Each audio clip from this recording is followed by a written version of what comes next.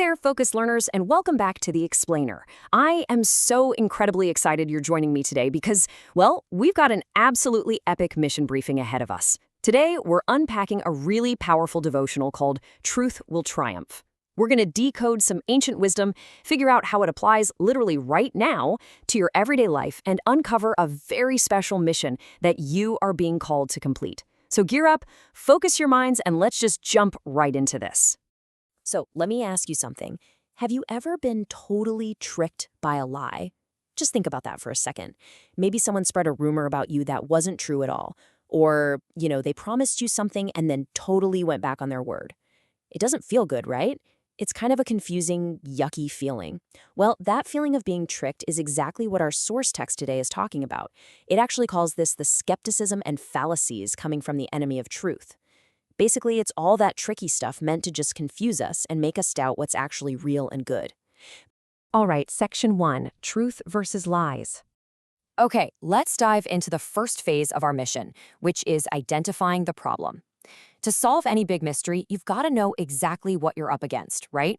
We have to clearly see the difference between what's true and what's a trap. Our source totally splits the world into two sides here.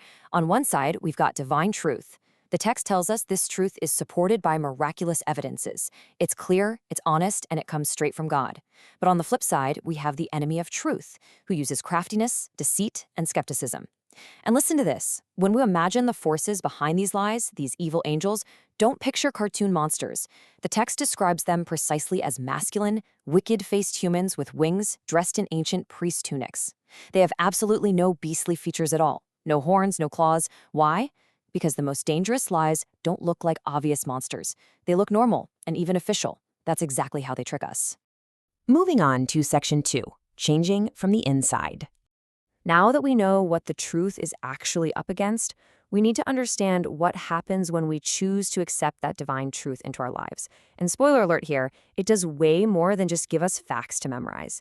The source uses a really cool specific word. It says that truth will renovate the mind of the receiver. To renovate just means to make something feel brand new. Think about hitting the refresh button on your computer when everything is frozen. Or, finally cleaning up a super messy bedroom so you can actually see the floor again. When we let truth in, it cleans up our thinking. It sweeps away all those messy lies and makes our minds fresh and clear. The text goes on to say that divine agencies are there to enlighten and sanctify our understanding. Now, those are some pretty huge vocabulary words, but they're actually amazing concepts. Divine agencies are basically God's helpers. To enlighten means to literally turn the lights on in a dark room. It makes our minds bright with understanding so we just suddenly get it. And to sanctify means to clean something up and set it apart for a very special good purpose.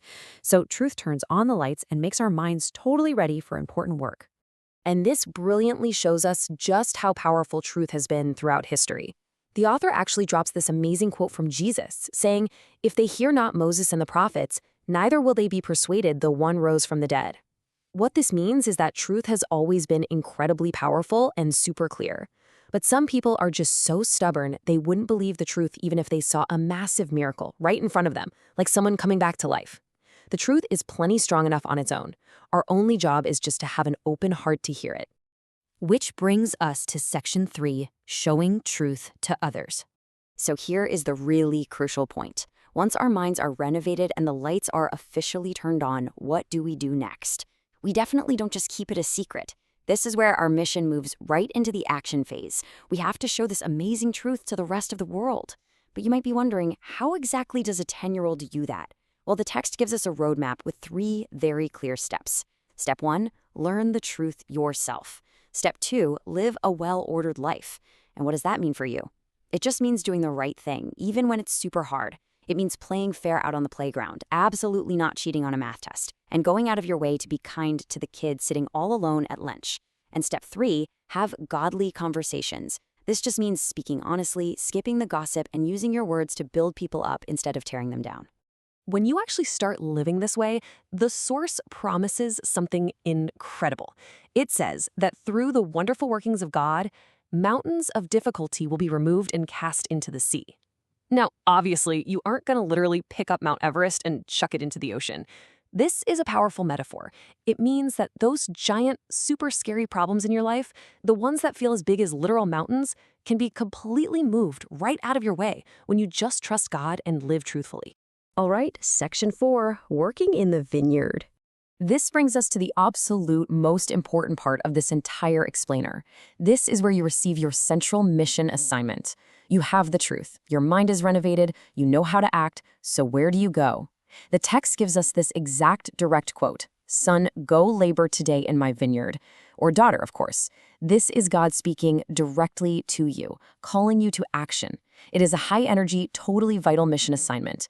You aren't meant to just sit on the sidelines here. You're being called to step up, get to work, and make a real difference today. But wait a second, what actually is a vineyard? I mean, in real life, it's a farm where grapes grow. But in our mission briefing, the vineyard represents your everyday world. Your vineyard is your school classroom. It's your living room with your parents and your siblings. It's the neighborhood street where you ride your bike. The vineyard is simply all those everyday places where you can do good work, be an awesome friend, and help others understand this amazing message of truth. The source also notes something totally fascinating about who gets called to work in this vineyard. It says people will actually be called away from their normal, common business vocations, like plowing a field or just doing their everyday chores, to become educated in connection with men who have had experience. What this means is that God takes ordinary people doing perfectly ordinary things and teams them up with experienced guides so they can learn the truth and share it. You really don't have to be some kind of superhero. You just have to be willing to learn. And finally, section 5, truth will always win. When you're out there in your school or your neighborhood working hard in your vineyard, it might sometimes feel really tough. You might start to wonder if being honest and kind is actually making any difference at all. Well, the text gives us a guaranteed spoiler for exactly how this whole story ends. The author compares the spread of truth to a stream of living water. Think about how a tiny stream starts out. It's super small at first, right? But then it gets deeper and it gets wider, spreading onward and still onward. When you share the truth by just being a good person, it doesn't stop with you. It flows outward, getting bigger and stronger, reaching people right near you and eventually people far away. It becomes like a mighty river that literally cannot be stopped. And as this river of truth flows on, the text promises we're going to see marked events of providence. Now, providence is just a big, fancy word for God's protective care and his master plan. These events include important lessons or judgments that help keep us on the right path, but they also include some truly incredible blessings. God is actively involved, making sure that all the hard work you put into living truthfully results in amazing things for you and for all the people around you. Which brings us to the very end of our source text, which declares loudly and clearly, the truth will bear away the victory. Truth wins. Period. But our mission isn't over yet. The real question is, how will you help it triumph today? Are you going to renovate your mind?